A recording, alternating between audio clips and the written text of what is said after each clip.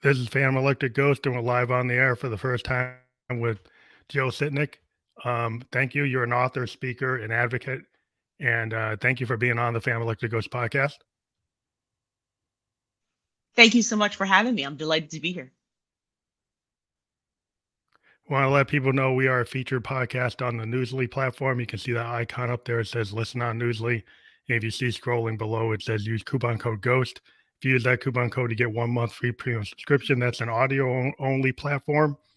But we're a featured podcast, so later tonight we'll be on there and you can listen there, as well as on multiple platforms. On every major platform the podcast can be heard.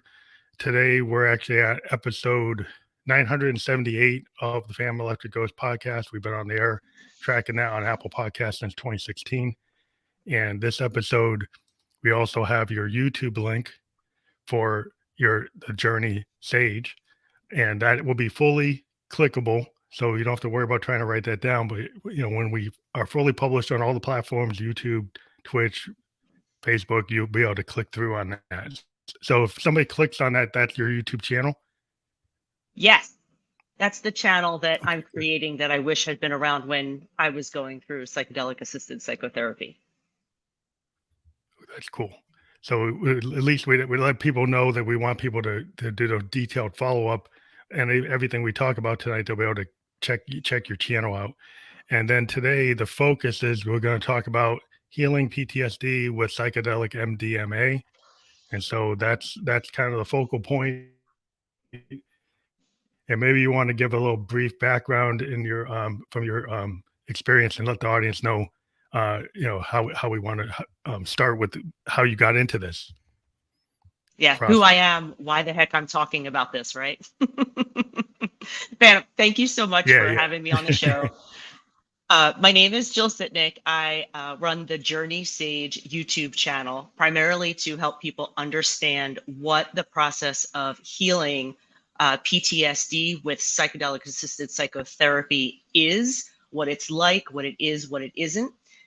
In my late 40s, I was diagnosed with childhood trauma-induced PTSD. I had lost my partner of over 20 years. I was dealing with a whole bunch of grief, and about 18 months after his passing, I had this just never-ending sense of panic, sense of fear. The world was pretty much going to cave in around me. And I went back to my therapist who had helped me with my grief work, and we dove into a lot of my symptoms, the overriding fear, my body tensing up. I was in fight or flight for months for no reason whatsoever. And as she dug a little bit more into my background, what I thought was just kind of a bad, unpleasant background, what I've learned is that my body held an awful lot of trauma from that experience. My therapist at the time was working towards being a psychedelic-assisted psychotherapy practitioner. I was very, very lucky that she was able to point me to all of the research at maps.org about this particular healing modality. And very long story short, after a full year and 3 psychedelic-assisted psychotherapy journeys with my therapist and my guide, I no longer qualified for a PTSD diagnosis. So that's kind of me in a nutshell, and I'm ready to answer any and all questions. That's very interesting because I never looked into this perspective. I've heard about it. I've actually had some people kind of talking about it, never directly. And this is the first interview I've had with somebody who's actually going to speak to what this type of therapy entails and what it is about. So maybe you can kind of give like an example of the PTSD, because some people might not understand that, and then we can go deeper into the MDMA. Absolutely. So I was an extremely high functioning adult. I worked in big tech. The bills were getting paid, the pets were getting fed, everything was fine. And I wound up having silly, I had a work email about needing to do something for work, and it just spiraled me. And I had every irrational thought that the joke I made at the time was that I was going to be stuck living in my car with my pets, that I was going to lose my job. I was never going to be able to get another job. Something was going to happen financially and I was going to lose my house. I mean, I was running mentally in my head against some sort of massive fear that made no sense. And I think one of the Hmm. best ways to describe PTSD, at least for people with child abuse, is that mentally, I knew what those thoughts were. They were ridiculous. But physically, my stomach was upset. I always do this. My shoulders were up here. I wasn't sleeping well. I wasn't eating well. And this went on for months. And I just didn't understand. I just didn't understand why. And that's pretty Hmm. much in a high functioning adult what PTSD looks like, feels like. And to be candid, I went to back to my therapist because I don't like to admit this, but I was seriously considering whether it was worth kind of even being in this existence and still remaining to live Hmm. because I didn't see a future in front of me. Did you have trouble with like primary care doctors not knowing how to deal with that, and you immediately had to go to like a different, like to a therapist, to actually address it? Because I'm wondering if, like, if you have a family doctor or a primary doctor, do they immediately send you to a therapist, or do you have to find a therapist on your own? In my instance, I'm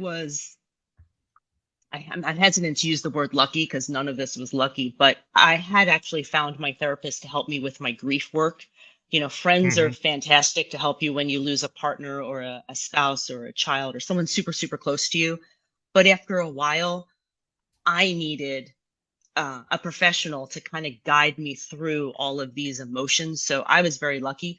To be candid, this therapy is in just completed phase 3 clinical trials. So I feel like most primary care physicians, number one, aren't going to know about this therapy. And number two, if you do mention the PTSD symptoms, I would hope they would encourage you to go to a therapist. That would be my hope. I can't speak to what they would do. Yeah.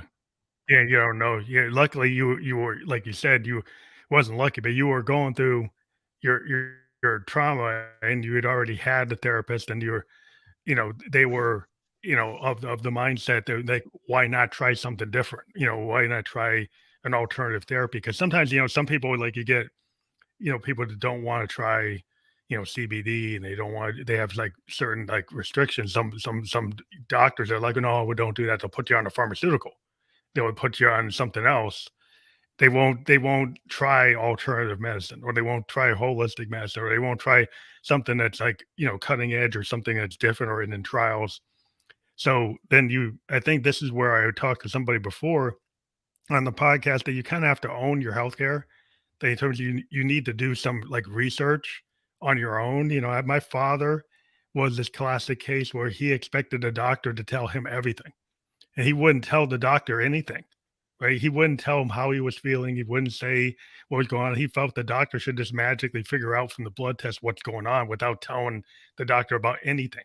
And my mom would go crazy because she's like, "You're not telling him anything." He's like, "What's the point in telling me if you don't tell the doctor?" In our healthcare, I know this from my partner's passing and illness. I agree with you 1,000%. I mean, if I could have had sparklers going when you said that, we have to own our healthcare. We have to repeat ourselves constantly. We have to take fantastic notes. We have to double check and research the responses we get.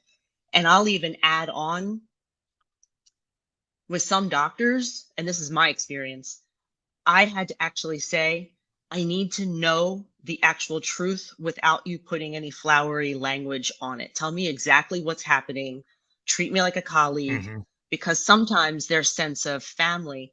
And I did that with my therapist and my guide the entire way because I was new to psychedelics and I had all Mhm. of the stigma and all the fear. So yes, Yeah. own your healthcare. Yeah, because there's Yes. always like, everybody thinks about psychedelics, they think about the Beatles, and they think about the hippie kind of culture, and they're like, and they might have a predisposed label for that, saying, well, that's hippie stuff. That's hippie nonsense. I don't want anything to do with that. Right. And they might be very conservative and they're like, they don't want anything to do with it without looking into whether or not it actually has therapeutic value.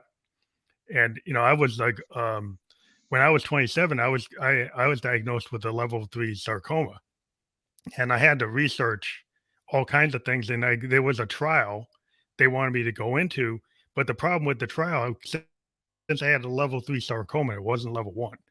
There was like a 50-50 shot that I was going to get a placebo, and I'm like, I can't really risk taking a placebo instead of something that's really going to do it, because it's a level Yeah. 3 and it could go to a level. It was at the point of metastasizing, and I'm like, I needed something that was going to be more dynamic and direct, actually trying to get rid of it. And it's the matter Absolutely. of, like, when I was 27, I had to do the research to figure out and get multiple opinions and multiple doctors. I didn't go with the first doctor because they wanted to put me in this trial, and I'm like, but you're telling me there's a 50-50 shot. I'm not even going to get anything that's actually going to solve it. So I'm like, well, what's the Yeah. point of that? Yeah. So I Yeah. mean, I so don't blame you sometimes you one really bit. have to look into something. Yeah, I mean, you look into this, you might like the labels. So how did you get, like, past that? Were you already kind of less intimidated by the idea of psychedelics, or did you have to kind of warm up to it yourself? I had to warm up. That's a great question. I'm a child of the '80s, and I remember the "Just Say No" commercials with the egg in the Yeah, frying pan. yeah, yeah, yeah. Yeah. So you're like, oh, I don't know if I should do that. So there were two major factors that can actually, I should say there were three. I was an English teacher way back in the day, so math I get challenged on. There were three factors. Number one was my absolute frustration with the fact that I couldn't get over this panic. I could mentally figure it out. I couldn't control my Mhm, body. I had read The Body Keeps the Score. I started to understand trauma, and I started to understand that there was some deep trauma, and I always do this because of this, that it I had mhm, a problem. So number one, I had a problem. Number two, I trusted my therapist. She had a track record with me. I knew that in no way, shape, or form would she put me in any sort of harm. So that was super, super important. I'm a type A mhm. person, and if I felt in any way uncomfortable, it wouldn't have been good for me. And then third, she sent me right on over to maps.org. That's the organization that is running the clinic, or has run, I guess at this point I should say past tense, has run the clinical trials, and actually has the evidence that, like, and I'm summarizing, everybody can go online to look at their Yeah, website, yeah. that on average, two-thirds of the people who participate in the trials are similar like me. They no longer have a PTSD diagnosis. They no longer show Hmm, those symptoms. So clinical research, someone I trusted, and my very own frustration that yeah. I just didn't want to keep living this way. Yeah, that's always good to have that trust relationship, because that's really good when I think when people are going toward therapists and coaches and mentors and shamans and all kinds of people, because sometimes maybe with like traditional medicine, they feel like, well, am I just a number because they're getting overwhelmed? Are they really an expert at this particular niche? Because a lot of times what happens is you have a very specific issue. You have to go to a specialist. You have to go to something that's kind Uh, of holistic or different, or therapy, which is different than primary care. And it's like, well, they wouldn't know about that. They don't know the details. They're not an expert, right? So then it becomes like a specialist and a therapist, like you had a trusted relationship. And I think that's really important when people are dealing with people. You have to have that trusted, like, relationship to even go forward. Well, and with psychedelics, you're in, a kind way of saying it is an altered state or an enhanced state. And knowing with whom you are working, and knowing that those people, and there should be two, in my kind of therapy, there should be two, that those people are not going to do anything remotely harmful is incredibly, incredibly important. Mhm. So Yeah.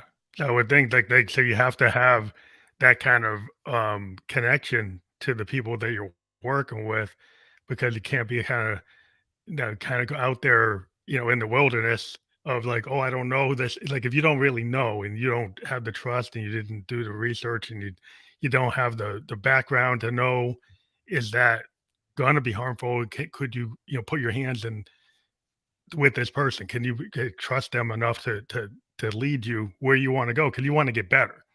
And I think that's where you were hitting a wall.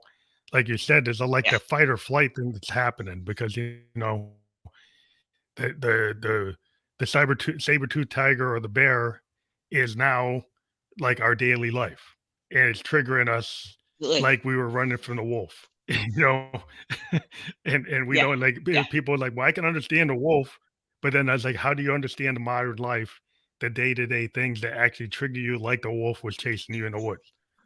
An email. Right. Well, and let me Yeah, be super, yeah. super clear because lots of people work with shamans. They go to another country or they go out into the woods and they have phenomenal experiences. I stay very much in my lane in that Hmm.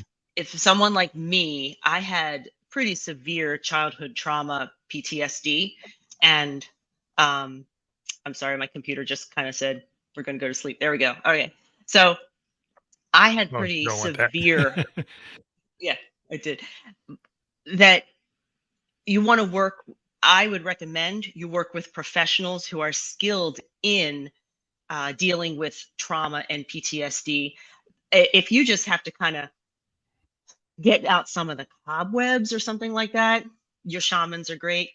People with full-fledged diagnosis of PTSD, I strongly encourage working with professionals. So I hope that clarifies a little bit. Yeah. That makes sense, because you have to know, like, first thing is to know what you have. Like, once you knew you had PTSD and you knew the severity of it, and if dealing with a therapist without the MDMA, if that wasn't working, then you had to get to the next level. Every time you never know. You have to determine what level of severity you're into with any condition. It's just like, in anything, like at level 3 sarcoma or level 4 or level 1 or level 0, like once you know where you are, then you can be informed of like what is appropriate for me to be looking at. And I think that's where people have to kind of not be like my dad and like actually ask questions and do some research, Yes. to figure it out. Yes.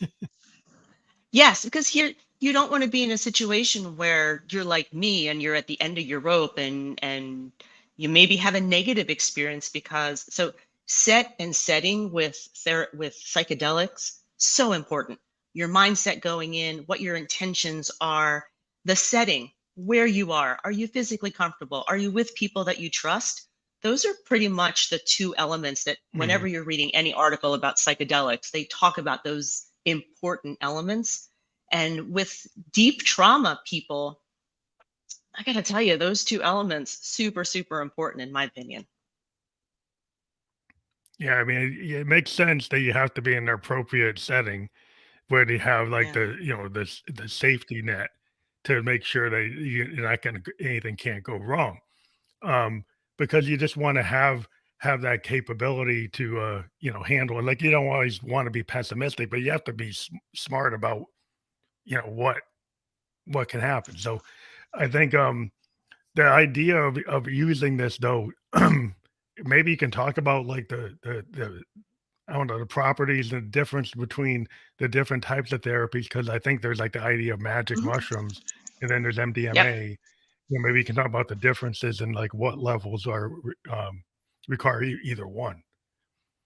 This is like my favorite topic ever because I love dispelling all the stigmas around psychedelics. Okay, so MDMA is a synthetic psychedelic, early 1900s. Go read Michael Pollan's How to Change Your Mind. He does a great summary of all that stuff. I could never do any of that justice. MDMA, the street name is ecstasy or Molly. So it's been around for, ever. And MDMA, some people argue, not me, some people argue that it isn't even a classic psychedelic because it doesn't produce any of the visuals. So I go into my journey space with my doctors. We talk about my intentions. I take my MDMA tablet, or I'm sorry, capsule. And within an hour, hour and a half, I start being able to talk about my absolute fear of my father. I am just adamant with my doctors that if my father was right here, he would try to hurt me, that his entire goal was to ruin my life. And here's the important thing: with the MDMA in my system, my shoulders weren't up, my stomach wasn't upset, I wasn't shaking with fear. And if I had had those kind of conversations without that psychedelic in my system, I would have felt those physical symptoms. And so, what Mm. MDMA did during the actual therapeutic journey, and for me, weeks to 2 or 3 months on average, it made it so that when I thought about my childhood, when I talked about my father beating me, when I talked about my mother's suicides, when I talked about, you know, being kicked out of my house, being homeless a little bit when I was a child, you know, I was able to have those memories float without my body responding. So that's Oh, MDMA. It's extremely, I almost want to use the word boring, because it's not your brain, it's not your egg in the frying yeah. pan experience in any way, shape, or form. Now, magic mushrooms, or the chemical psilocybin that actually turns into another chemical in your system.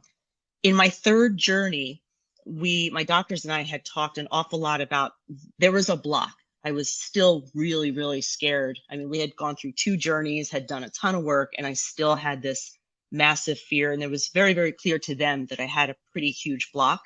And so we discussed, let's work with the MDMA because we're making a lot of progress. And if during the journey we get to a point where there's this block, let's consider working with a little bit of psilocybin. And that's ultimately what happened. I had my regular dose of MDMA, and whatever that was. I don't talk about dosage. And then I would say about Hmm. 3 hours into the journey, I hit that block. My doctors gave me a very low dose of psilocybin. And that's when I started to see some visuals. And I had an amazing visualization of my childhood home just opening up and me being freed from my childhood home. And that's where the visuals came in with that particular chemical. Yeah. Um, so I would say When you're magic being mushrooms, psilocybin. prompted by your, yeah. I guess the No, question is like during these journeys, is your therapist like prompting, or you just the medications themselves allow that without like prompting from the therapist to get you to a certain point in your mind? you know what? I immediately said no, but let me take that back. The goal of a guide is to mirror the patient. So whatever the patient is bringing up, the guide's role is to help the patient investigate that. My guides and therapists, the more they knew me, the more they challenged some of the limiting beliefs.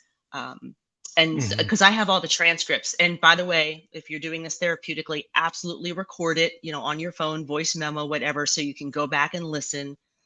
So I Yeah. wouldn't say that there was like prompting, like, well, how do you feel about that? I would say there was more guiding when I, as a patient, kind of hit a little bit of a wall.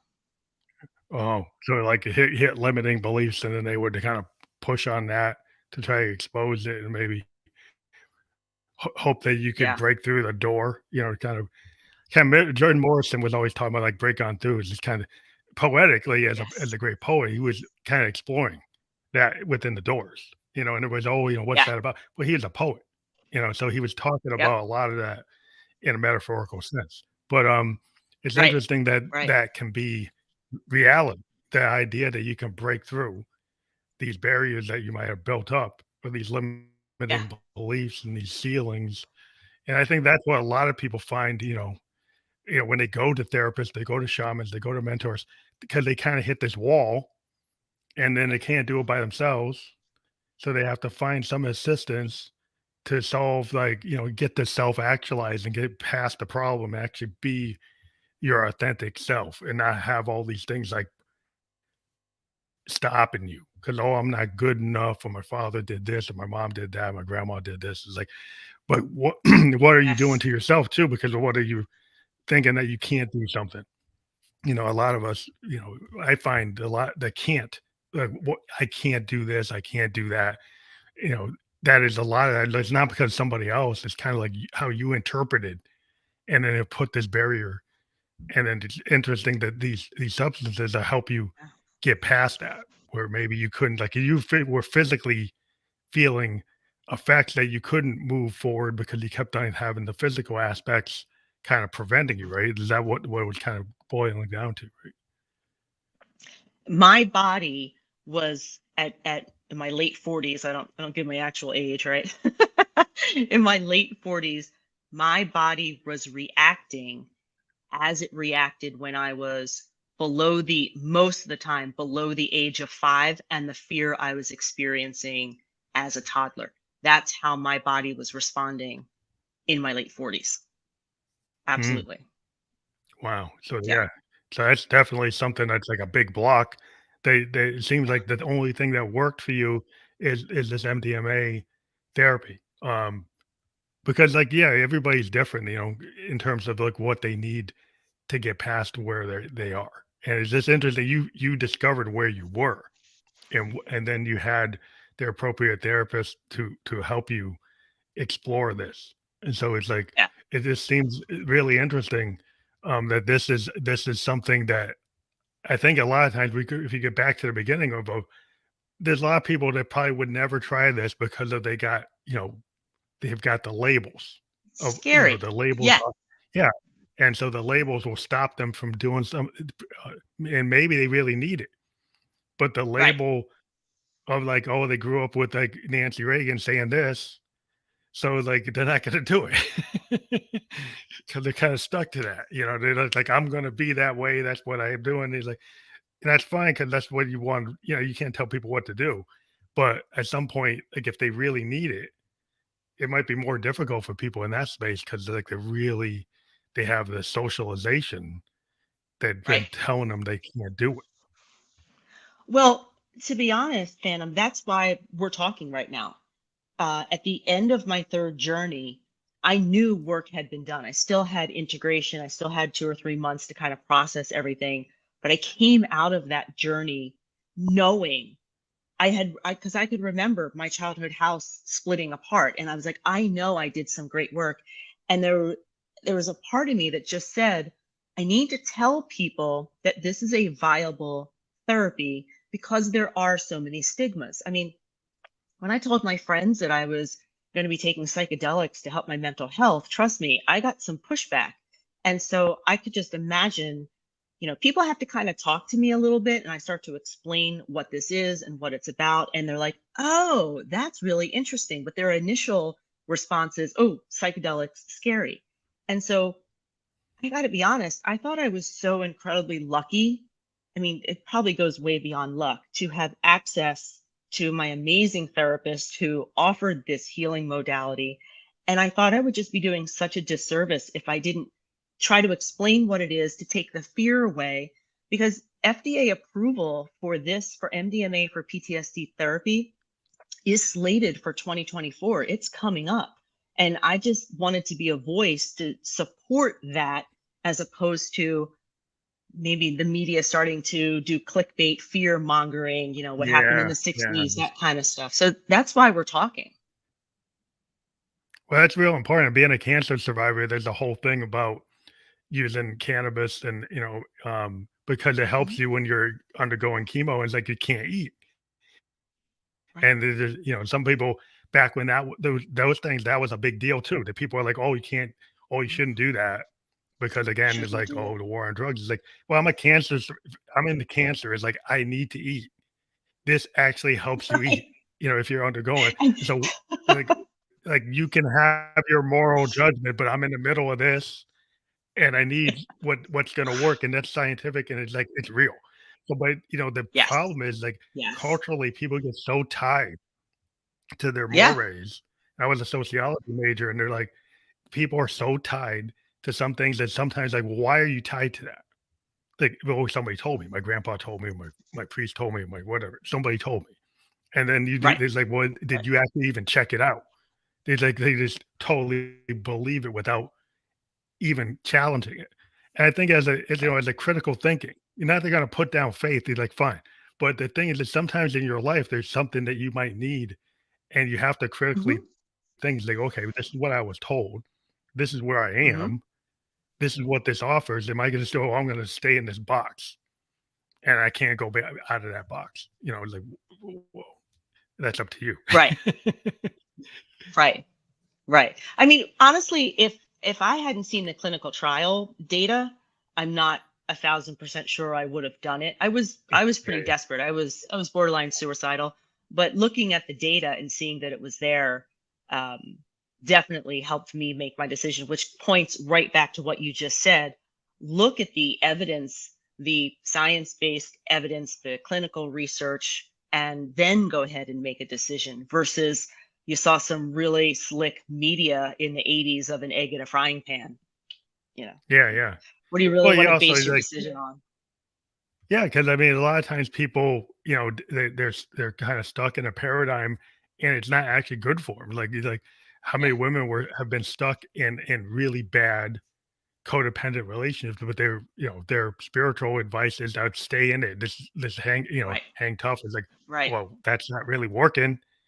So it's like maybe you need to kind of think about, like, just because that's what your moray is and that's what your spiritual guidance is, at some point you have to break out of it. Sometimes the version of you that believed that and was trying to be a good person because you thought that made you a good person, right? Mhm. That Mhm. doesn't necessarily mean you're a bad person just because you found out something new. I think there's a lot of Right. guilt, and people have to get past it. It's like, just, yeah, don't feel guilty about doing what's good for you because you're an individual, and somebody else might have that belief, and that's fine for them. But for you, that if you need to do something different and it's for your own health and progression as an individual, I think a lot of people feel so guilty about making that choice. And that's another thing to work through. But Yeah, the another good resource is the Berkeley Center for Psychedelic Studies, and I might have just messed up that title, but if you do an internet search for Berkeley and psychedelics, it's a group that Michael Pollan's also working with. They just put out the survey data. I think they surveyed it was either 1,000 or 1,500 registered voters across the U.S., varied ages, different genders, to get a sense. And mhm, it was very, very clear to get a sense of what people thought about psychedelics, especially in the mental health space. And it was very clear that a good percentage, and remember, 1,500 people, that's like super, super tiny. Um, yeah, and we all know that psychedelics yeah, are it's not the biggest more sample. prevalent. It's not the biggest sample, and psychedelics are more prevalent in certain parts of our country than other parts. So you have to kind of keep that in Than mind. others, yeah, But it yeah. was very right.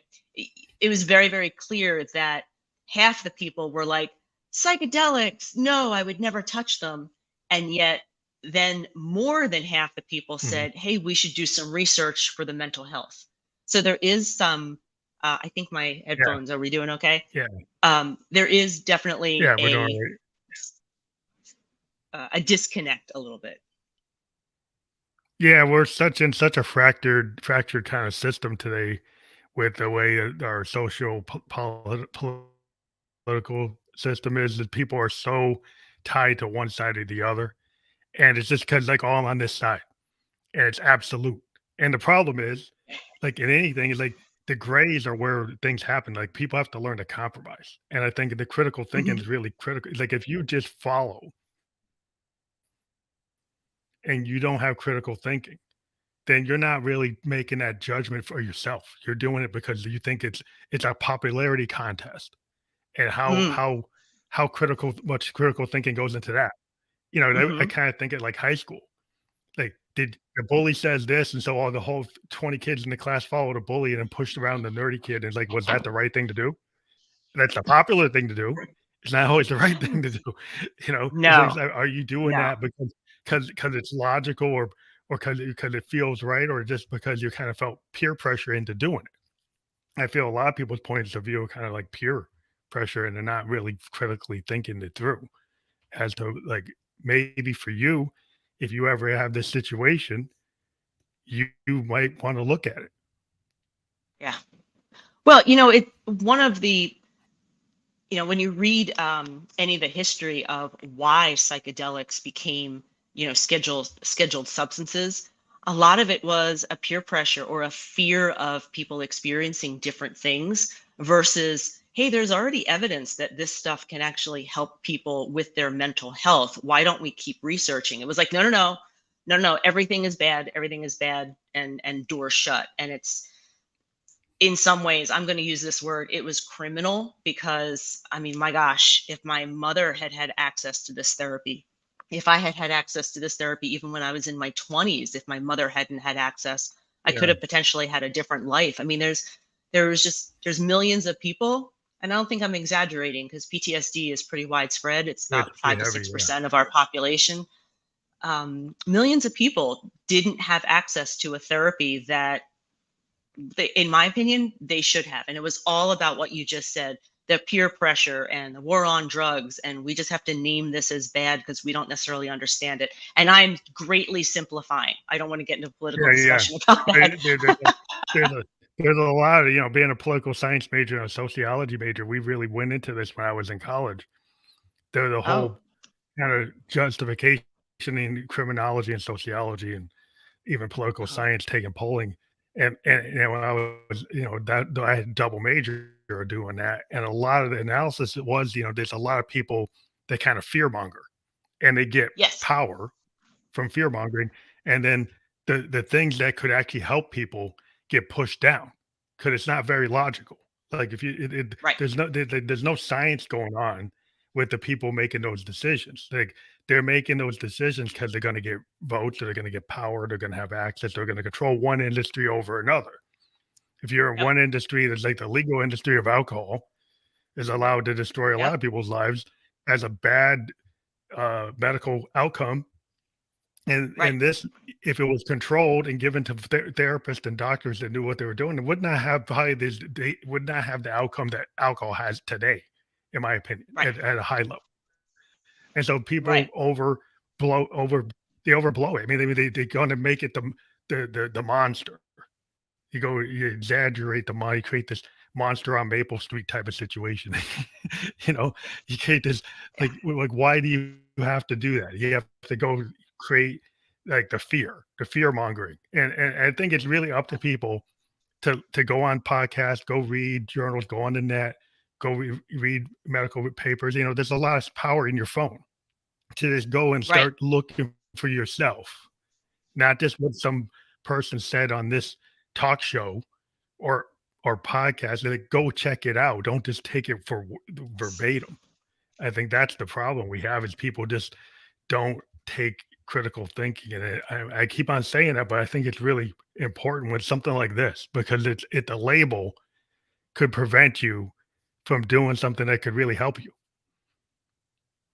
Well, and so one of the challenges when we're researching and we're trying to use our critical thinking skills is, I don't know about you, but I can't read a medical research paper and understand it. I'm not a Right, medical like, professional. yeah, yeah, you probably need something that's a little more, approachable.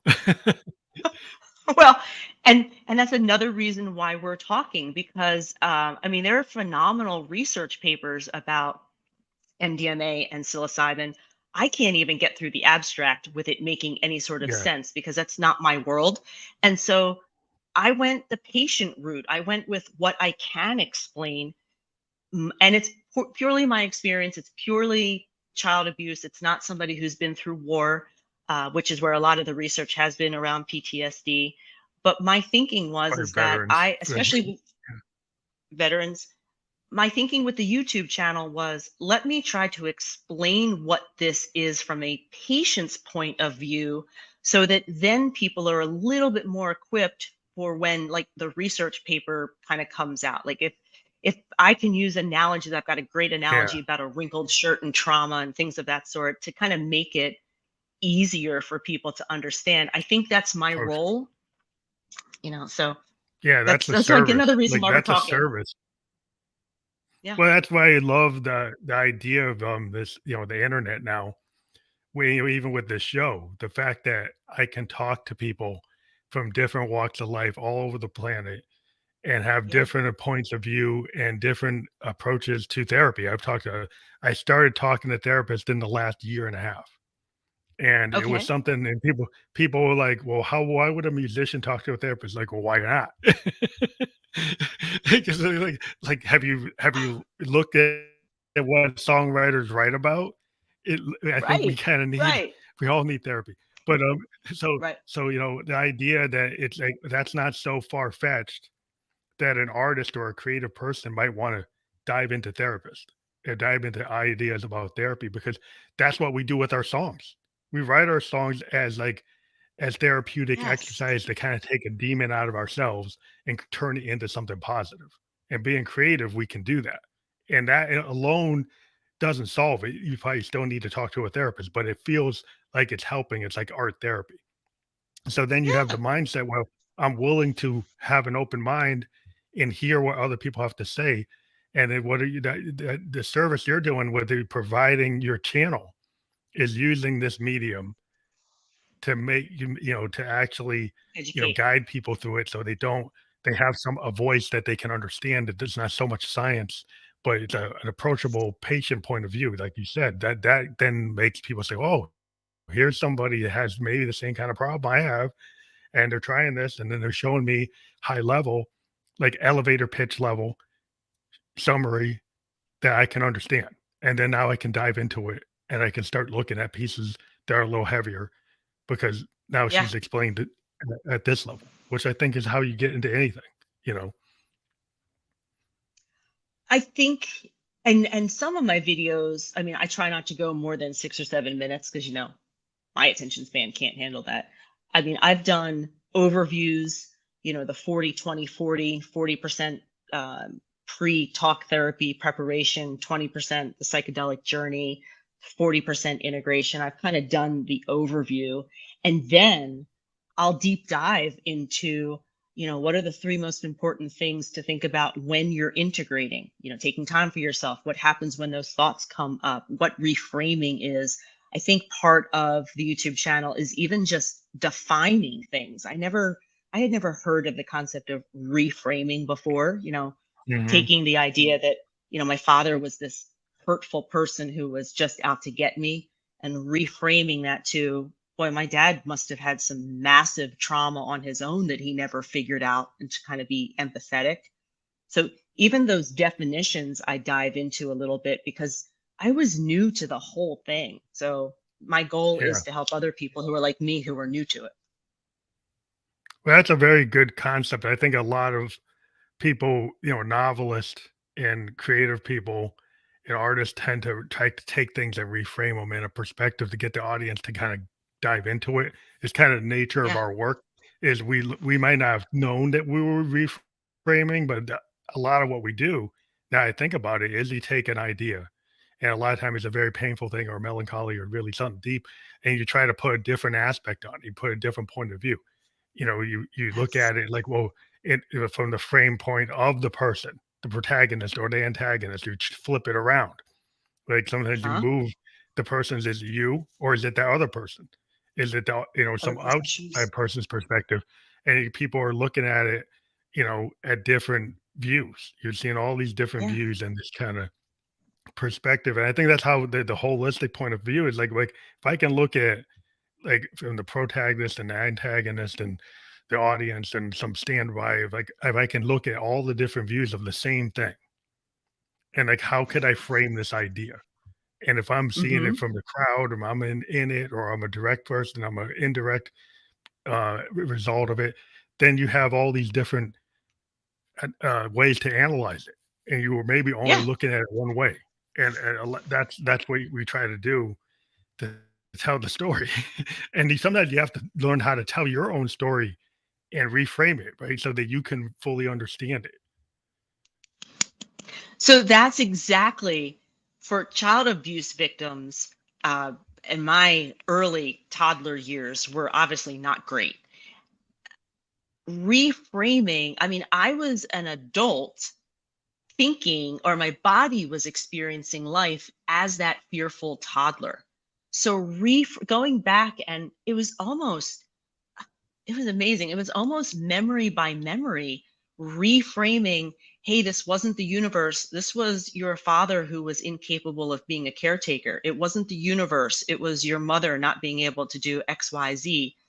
Those memories, almost one by one, and reframing them was the healing. That by the end of Mhm. it was like, oh yeah, wait, universe isn't out to get me. I just got stuck with two people who couldn't parent well for their own issues. A lot of empathy Yeah. goes that direction too. So it's super helpful. I actually made a comment. It's so funny you talk about like seeing other people's shoes. I made a comment in the book about sometimes looking back at the childhood memories, it almost felt like I was looking at somebody else's memories. That was how Mhm. far removed my body's response had gotten. Yeah, a lot of times Amazing. artists, their order to kind of take themselves out of it, they create like a third person that's really them, right? Yeah. But they create this other character. I mean, Dylan's very famous for doing that. Bob Dylan would create these characters, and a lot of times they're him, but he go and create this other person that's having this situation, which actually his situation, but he would still Yes. create it. And Yes. that's Yeah. it. It's a writing technique to kind of separate yourself so you can go dive into it, and then you can kind of say, "Well, that's not me," but but it is. But you kind of dive into it in different perspectives, but it's still you get to the truth of it. A lot of times, it's that reframing of that moment and putting it in the Yes. eyes of this other person. Is like, do you really need to put yourself back into it? Like if you were putting you in the third person, it's like, well, that's actually me, and then change it around. You got to flip it inside out. I mean, that's a lot of what we do as artists. Yeah. We Yeah. like take something and then we try to invert it, change it around, mix it up, cut it up, rearrange it, and then say, well, how does that work now? And then actually think about what does it mean that I changed the timeline? What does it mean that I Mhm. changed the perspective? And does it really, Perspective. yeah, is it really as Yes. high a priority as I thought it was? Is it really as big as an event as I thought it was? Or was it Was his name. that I blew it out of proportion? you know, Well, and or it when we're doesn't have little enough kids, proportion. Yeah. right. My therapist likes to always say, we as adults, we are just little kids wrapped in layers. So me at 5 and my perception of things versus me in my late 40s, now my early 50s, way different perspectives. And, this therapy is what allows me to actually dive into that and change. Because it's one thing to see it. I like what you're talking about as an artist, that you're taking you're using neuroplasticity. You really are, by kind of manipulating and moving things around and seeing things from other perspectives. People with a PTSD diagnosis like me, I needed the enhancement with MDMA to be able to do that. So, I mean, it's the same Mhm. premise, underlying thing, just two different modalities to do it. It's a fantastic conversation. Love this. Yeah, because I'm a strong believer in art therapy, and sometimes, like, Uh some huh. people don't feel they can get into the arts because they have limiting beliefs that stop them, but I feel like a lot of human beings have creative ability, but they're trying to measure themselves, "Well, I can't be Hendrix, I can't be Jim Morrison, I can't be Janis Joplin, so I can't do it." But you're And you. and But you're that's like a you. yeah, it's a mistake because, like, everybody can get and I was really happy, as a kid when I saw the punk movement. I saw bands Uh like huh. The Clash and the Ramones because then it took the fact that you could come out and you don't have to have the best voice. Or a guy like Lou Reed, Okay. the Velvets, like, Lou Reed could just come out there, he's not singing, he's like spoken word, but he's very powerful in what he says, and he doesn't have to, be able to belt out like Sinatra, but he can still be a great songwriter. And even Dylan doesn't There's have room. he was the first example of a guy that didn't have perfect pitch, he didn't have the best voice. Most of the record companies didn't know what to do with him, but then they saw what he was writing, and they Hmm. said, "Wow, this guy writes amazing." And said, "We guess we'll give him a shot with that voice." And he kept on playing with it and making different versions of it. Some of them were like Arlo Guthrie, Woody Guthrie, then he came out this nasal kind of hybrid, And it's like, wow, what is Mhm, that? mhm. And it just caught on. But they allowed it to be, but it wasn't the standard. Allowed it to A be. lot of people Yep. would have just thrown it out. If he had shown up in 1950, he would have never got out. He would have never Yeah. got put on record because they're like, no, that's not coming through. That's not right. He's like, you don't have the pitch. And so, that's where, you know, people who break through, they have to have that kind of fearlessness to kind of, be Mhm. that kind of cutting edge person. And sometimes you need somebody to help you get that fearlessness. And that's why I think Right. where people get into therapy is like they start to push at that fear and get beyond it. And you use the psychedelics or you use therapy and these different concepts to get you past that limiting belief. Right. Right. And I think it's a matter of where that limiting belief came from. And I think for most of us, a lot of our limiting beliefs came from very early childhood because we just didn't Mhm. understand the full spectrum of what we were seeing as little kids. The world revolves around us, even now, even more than now, right? And so we Yeah, don't understand that other things can be happening to other people. We just understand that things are happening to us. And so we yeah, interpret, I wasn't lovable, I wasn't good enough, I would never be enough. Weirdly, I had I'll never be enough and yet I'm too much. Like that was the weirdest part. You In my instance, I had limiting beliefs that actually fought each other. And they just all came from different memories of trauma. It's really where they came from. yeah. It's interesting because sometimes you can be that type A with limiting beliefs, and you can get yourself into a really powerful, position where you're like, seems like to the world, like, oh, you must know what you're doing. You're like in this high level position, but sometimes you have that imposter syndrome while you're there. You're like, you don't Oh yeah. believe you should be there. And so Right. that you could be there, Absolutely. and then you have a mask on, and people don't really know that you really don't believe you should be there, but you got there. And so then you're kinda in that position, and it's like there's a push and pull. There's like the duality of it, and then that can be somewhat destructive if you can't solve it. There are a number of type A people that I know who have actually come forward, like a lot of my friends and acquaintances, people I never would have expected once they kind of heard my story. And it's not uncommon for the people I know, super type A, super traumatic backgrounds. So there's absolutely Mhm. a correlation with a need for safety. I need to make sure the environment's always going to be very stable from people like me with a background that was, the opposite of stable. So it's way more. When I started to open up and talk about it, I was really blown away by how many people came and kind of told me very similar stories. The actual background might have been different, but the level of Mhm. trauma was the Yeah. same. Yeah. Whereas a lot of times it's like our parents, you know, didn't have a lot of tools and they were kind of broken. There's a lot of Yes. examples in a lot of the families, I know my friends and stuff, highly like very broken families that kind of just toughed it out without Yes. therapy.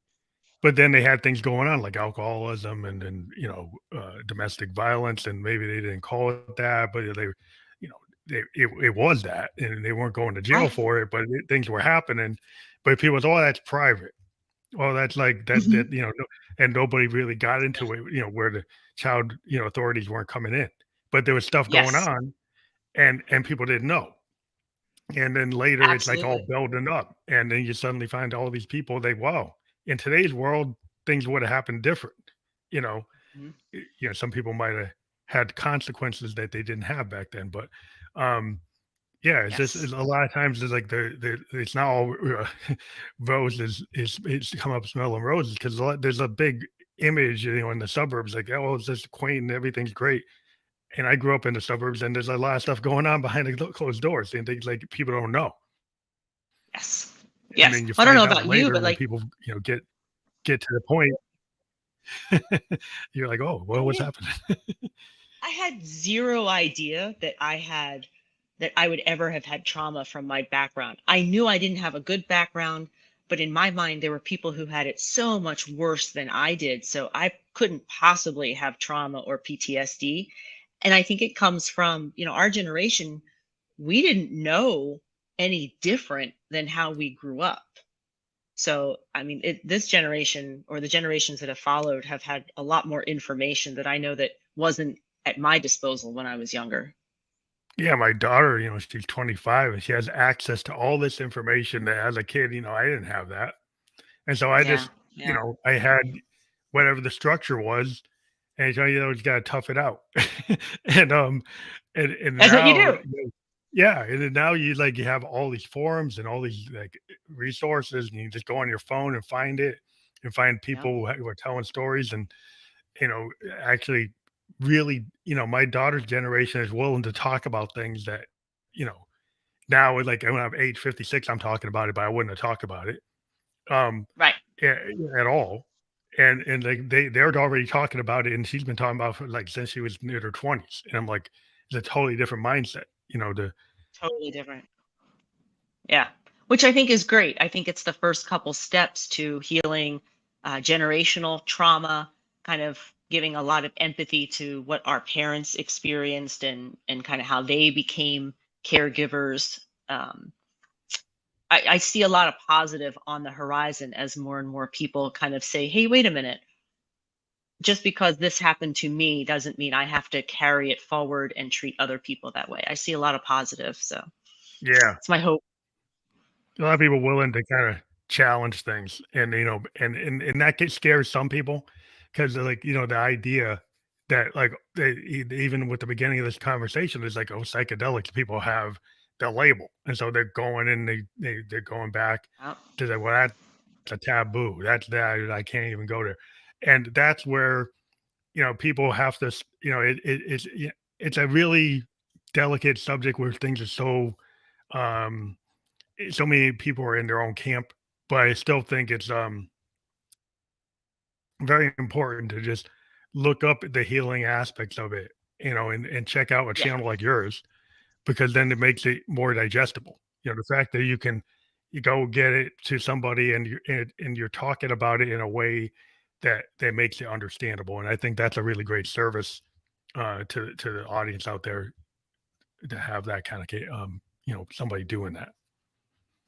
Thank you. That's the goal. Thank you. And you're seeing more. I have a Google alert, so I probably see it a lot more than other people, but the media is picking up on certain portions of the media are definitely picking up on the different research that's out there. So I think some people are starting to hear a little bit, but I think the closer we get to FDA approval in 2024, then we're going to see the media really picking up and probably some crazy marketing claims too at some point. So it's another reason for my channel to just kind of Yeah. level set.